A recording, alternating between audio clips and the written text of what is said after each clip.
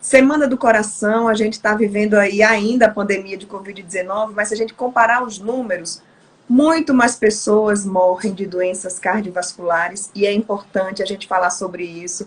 É importante a gente falar sobre prevenção, porque é o que você faz no dia a dia, na sua rotina, que vai fazer diferença aí na manutenção da saúde do seu coração.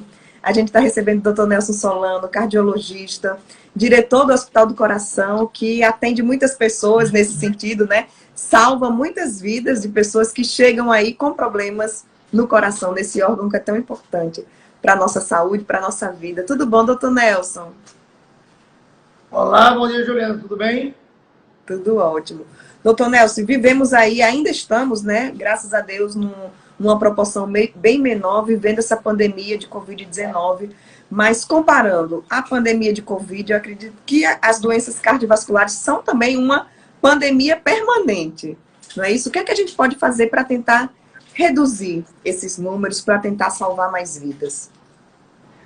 Olha, antes de entrar no assunto propriamente dito, eu quero novamente agradecer o convite de vocês, dizer que é sempre um prazer participar com vocês desses temas que tanto interesse trazem à saúde pública da população de forma geral, e dizer que realmente esse momento que nós vivemos, ele nos traz um pouco de alento pela possibilidade de se resolver o problema da Covid, em função do programa de vacinação ter avançado bastante, mesmo tendo demorado a deslanchar, mas é muito importante que a gente avance nesse programa, que só assim nós poderemos controlar essa pandemia.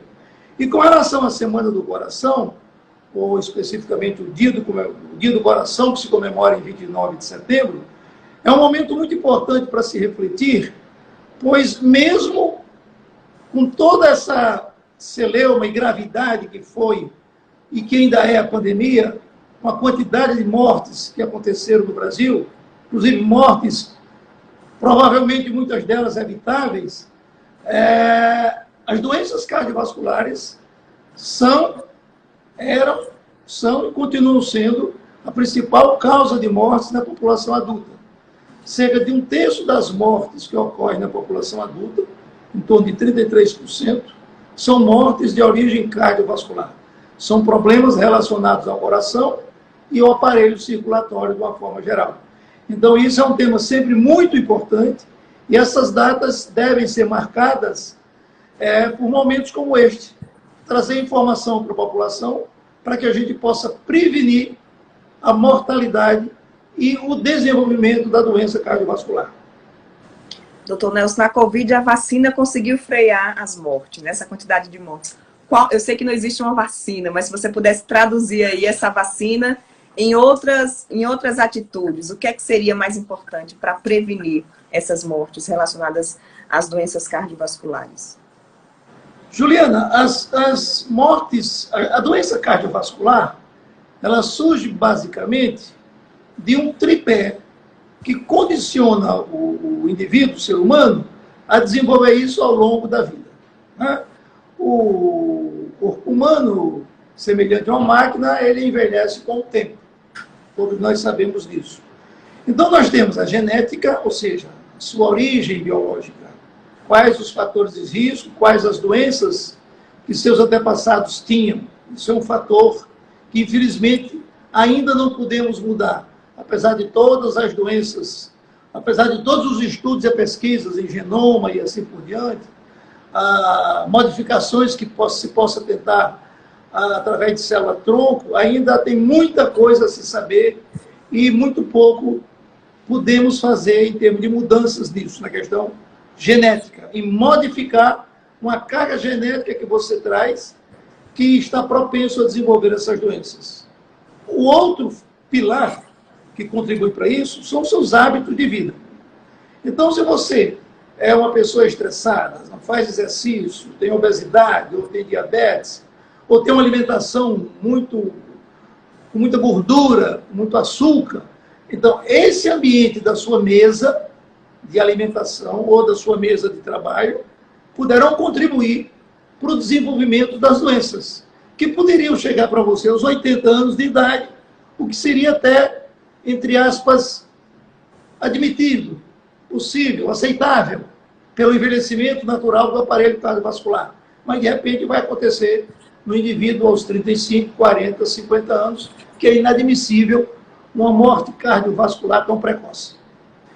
O terceiro pilar também são hábitos de vida saudáveis, como fazer exercício físico, alimentos saudáveis, que previne a doença cardiovascular.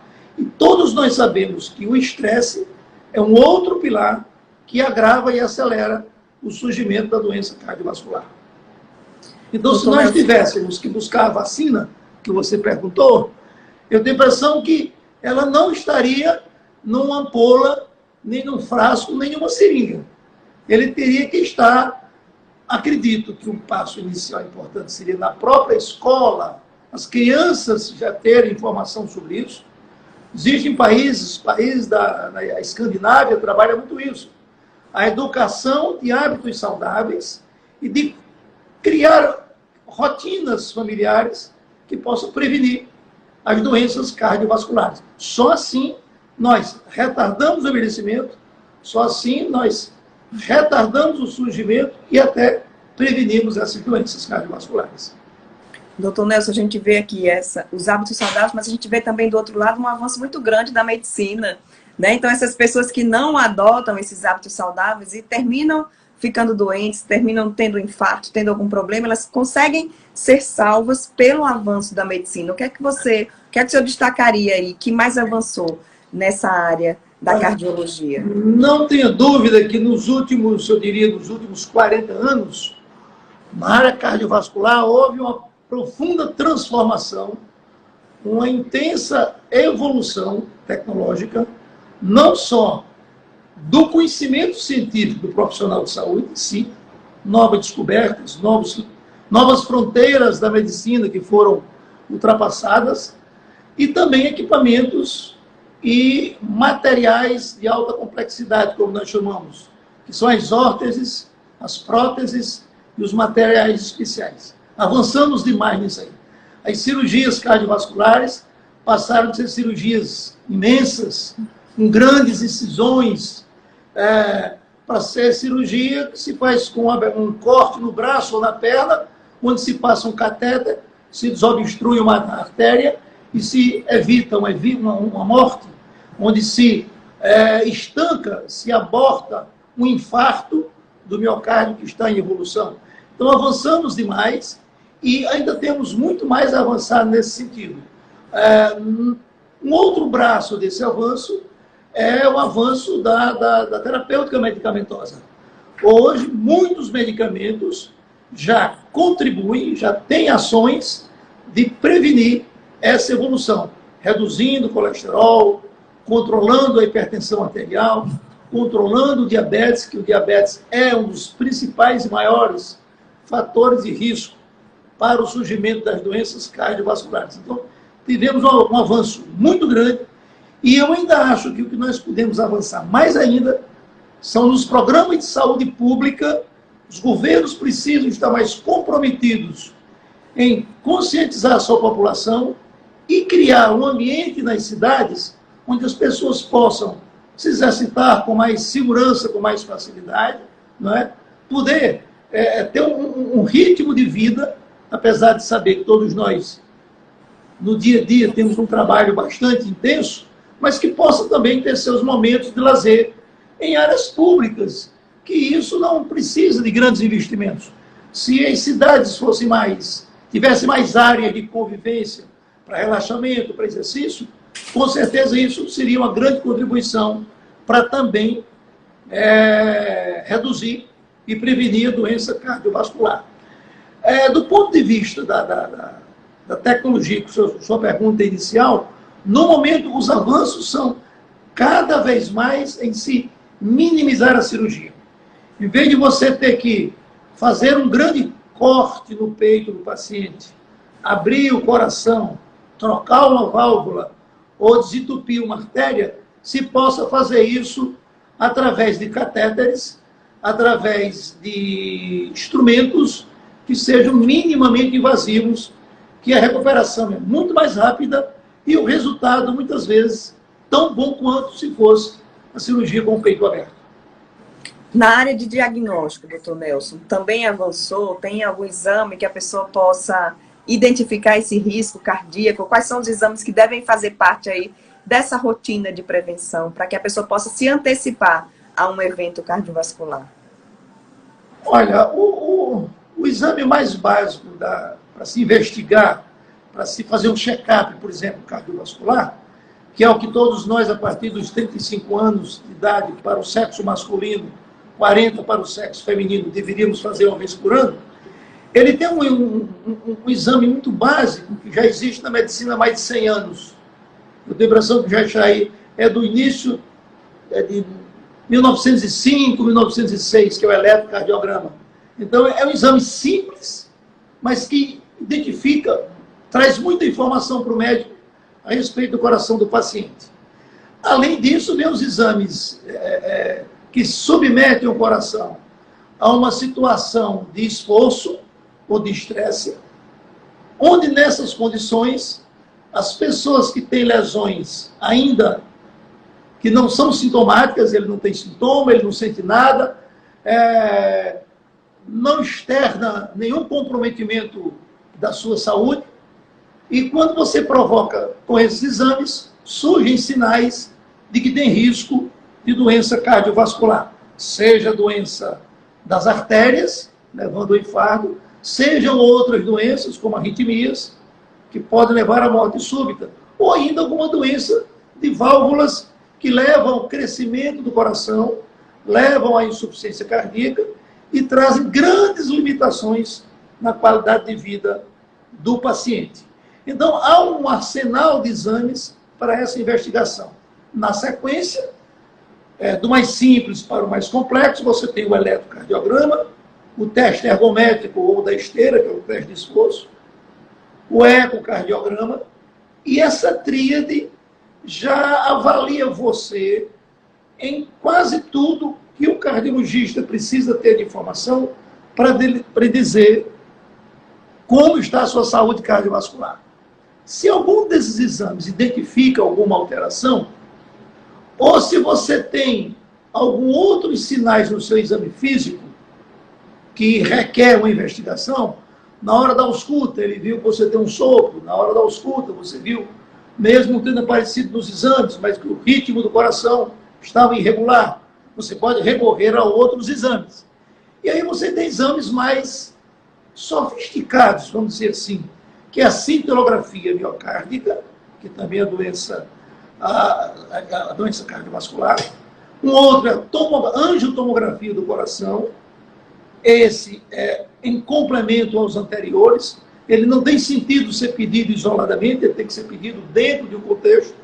E, finalmente, é o exame do cateterismo cardíaco, que é a cineangiocoronariografia, que é feito quando você tem forte suspeita de que o paciente tem alguma artéria obstruída ou tem alguma alteração intracavitária, por exemplo, válvulas insuficientes ou estreitadas, estenosadas, como nós sabemos, ou comunicações entre os lados do coração que não devem existir.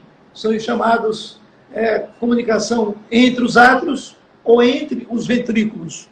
Então, são situações onde necessitam a realização do cateterismo cardíaco para que possa definir quanto está alterado, onde está alterado e qual é a melhor conduta terapêutica para aquele caso. Existem outros exames, como o Holter, que é um gravador de evento. Você põe fios no seu tórax para captar o sinal elétrico do coração e ele avalia seu ritmo cardíaco. Isso é muito importante para atletas, porque isso você pode, com este exame, verificar se quando você faz sua corrida, quando você está fazendo seus exercícios, seu coração está funcionando normalmente. Isso você põe o aparelho na clínica, vai para casa, dorme com ele, se exercita com ele, volta e o computador analisa qual foi o resultado deste exame. Então, estamos muito bem servidos de exames complementares. Todos esses exames evoluem para que eles sejam ainda mais minuciosos e que sejam realizados em um tempo menor, que você tenha o resultado no menor tempo possível. Porque na cardiologia, sei que em outras áreas também, principalmente coração e cérebro, nós dizemos que tempo é vida.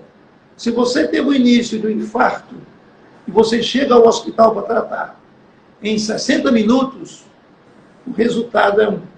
Se você chega em 5 horas depois que começou esse infarto, o resultado é completamente diferente.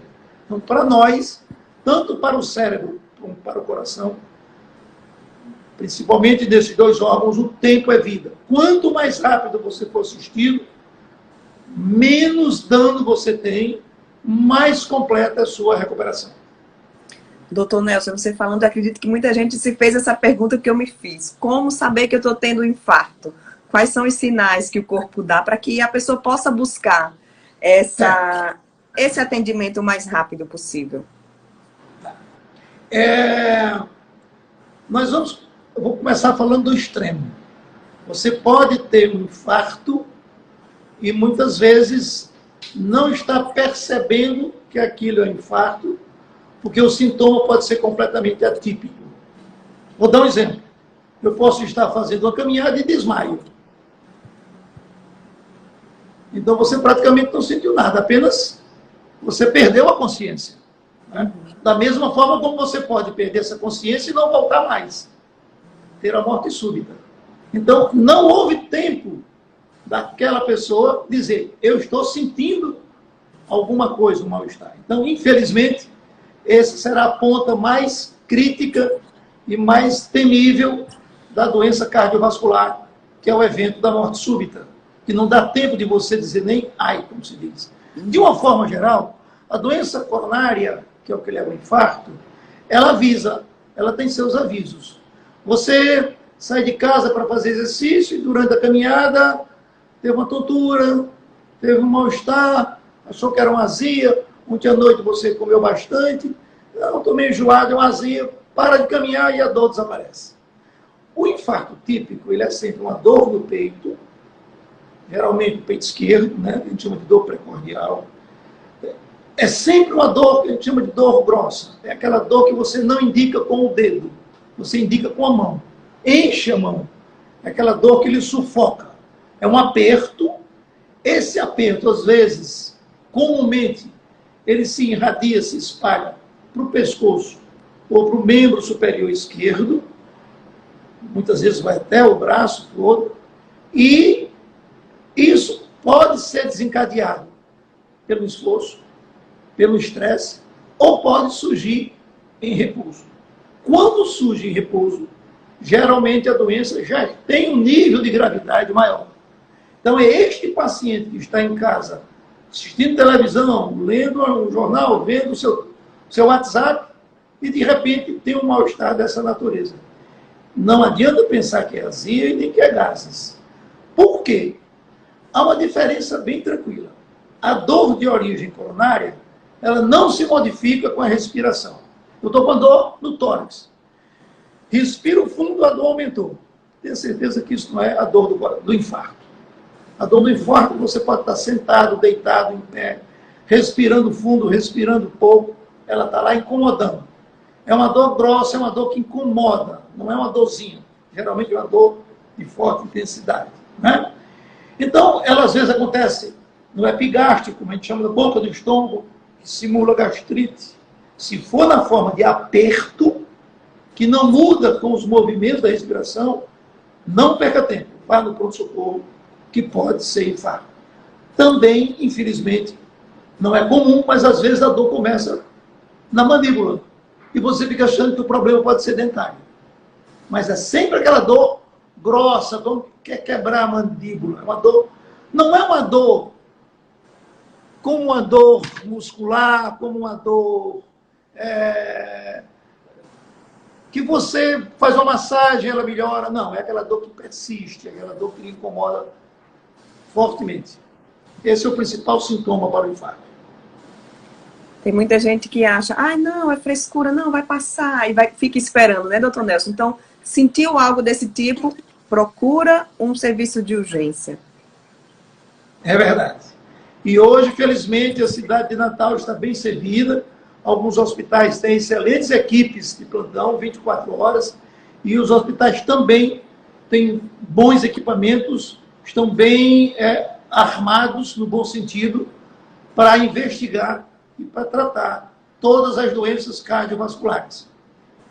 O Hospital do Coração, felizmente, está montando mais um equipamento de última geração, mais uma sala de hemodinâmica, com esse objetivo. Vamos ficar com 2 salas de hemodinâmica para poder atender toda a demanda que tem nos procurado. Certo, doutor Nelson, e conta também as outras novidades aí do Hospital do Coração. Eu vi também que vocês inauguraram novas UTIs aí no hospital. O que é que tem de novidade no Hospital do Coração? Dentro desse projeto de expansão, nós já estamos com esse projeto de expansão aí aproximadamente uns 10 anos. Acreditamos que ainda tem mais uns 5 anos com espaço para que a gente possa ir progressivamente expandindo, né?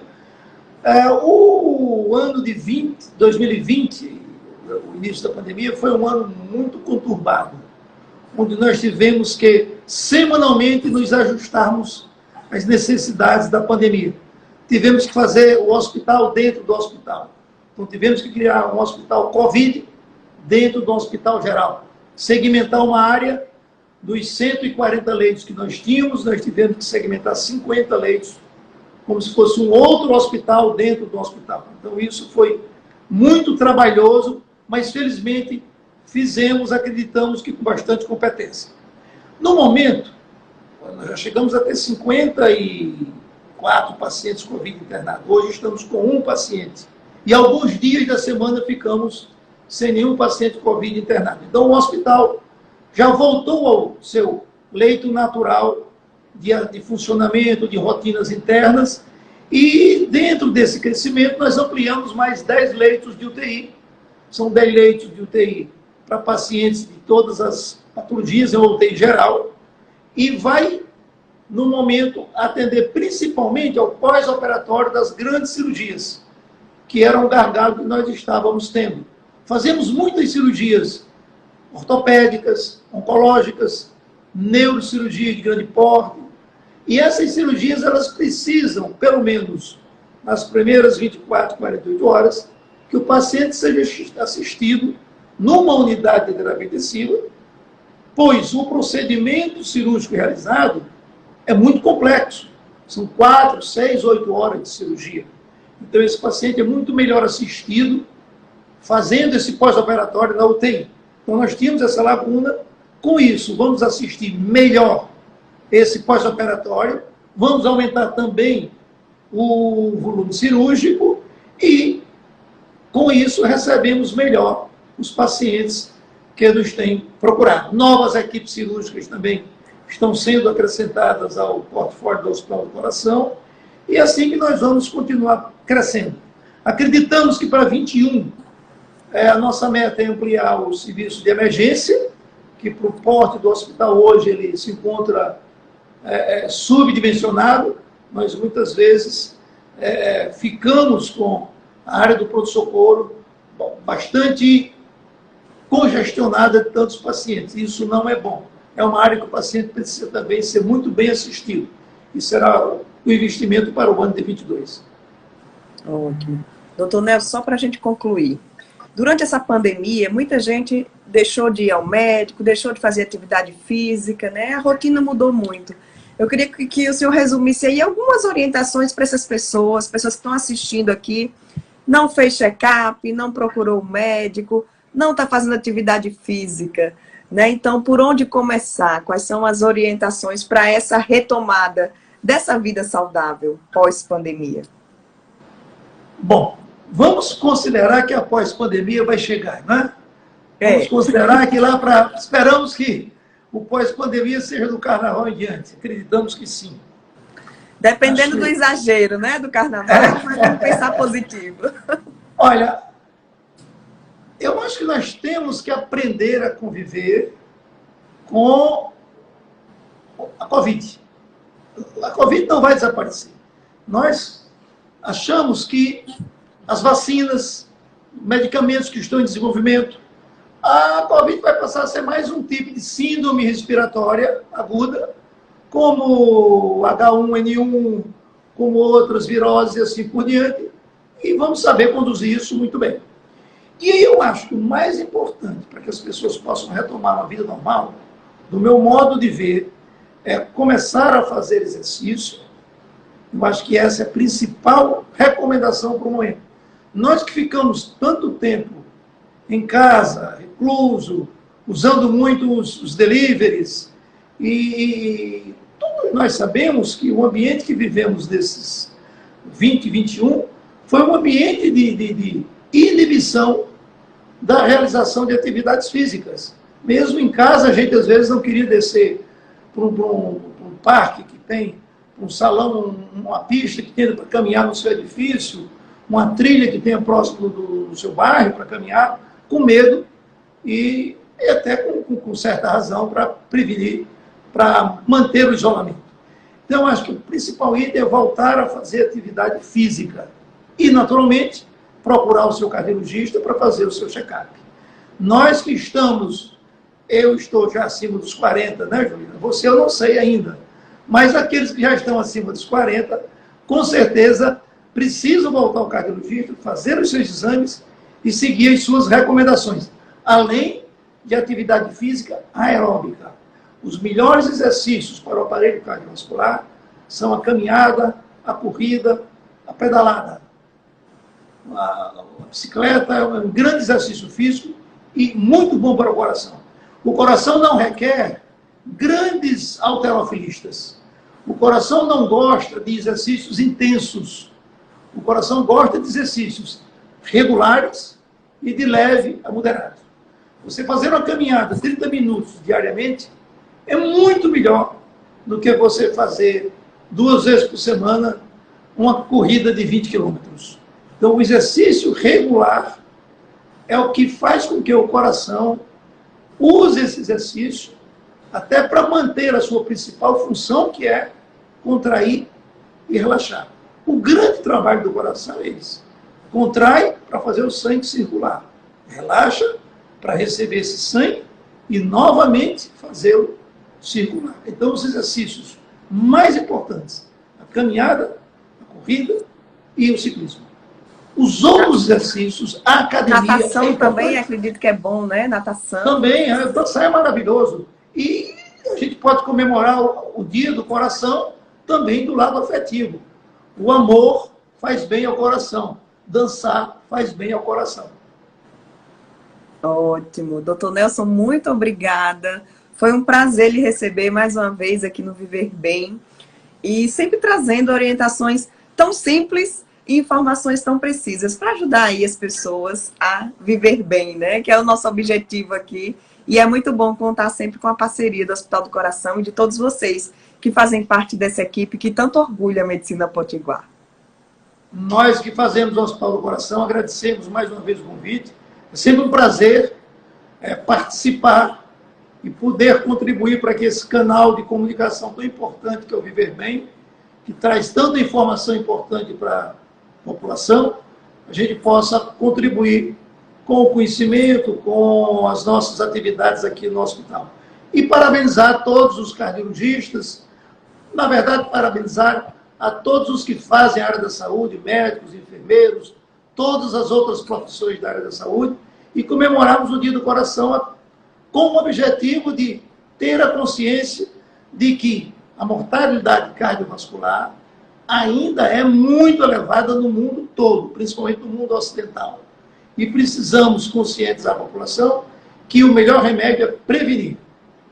Uma dieta saudável e uma boa caminhada contribui muito para evitar a doença cardiovascular. Obrigado e sucesso para todos vocês.